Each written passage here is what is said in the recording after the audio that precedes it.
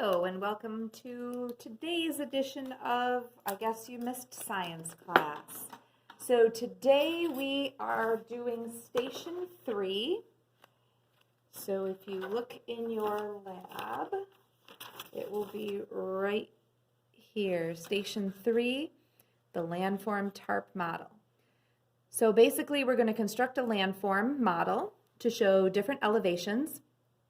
We are going to observe how precipitation will fall on this area and how its movement is going to be determined by elevation. So we're going to build a quick model. So what we're doing is we're basically taking paper and we're wadding it up to make different levels of elevation, so hills and valleys.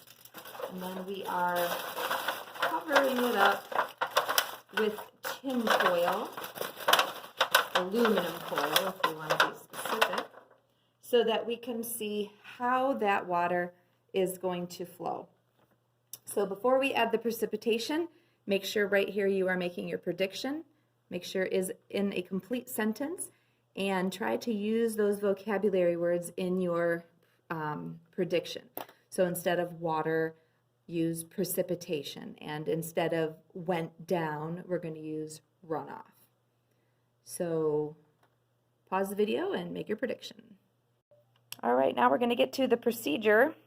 So we have our high points and we have our low points. It's kind of hard to see on the video, but I have a hill here and a hill here and a hill over there. And again, that's just with balls of paper underneath to make our hills.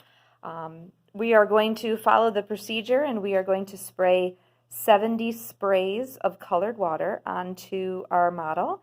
And while I do that, observe how water is flowing, where it's collecting, the direction that it's going, etc.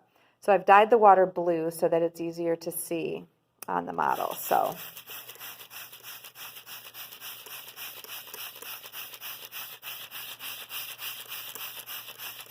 I'm sure you're starting to see some reservoirs forming. And again, reservoirs are places where water is held.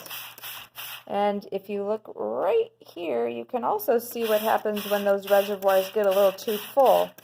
So we've got it emptying down into this larger reservoir here.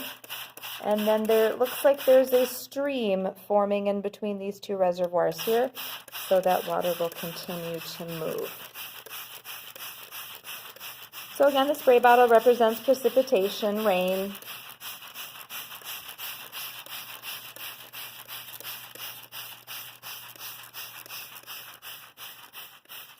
All right, so you can take a look at that. I'll try to give you a little perspective here. Again, it's hard with the tinfoil because it reflects all of the light, but you can definitely see where some reservoirs were forming in relation to the different elevation.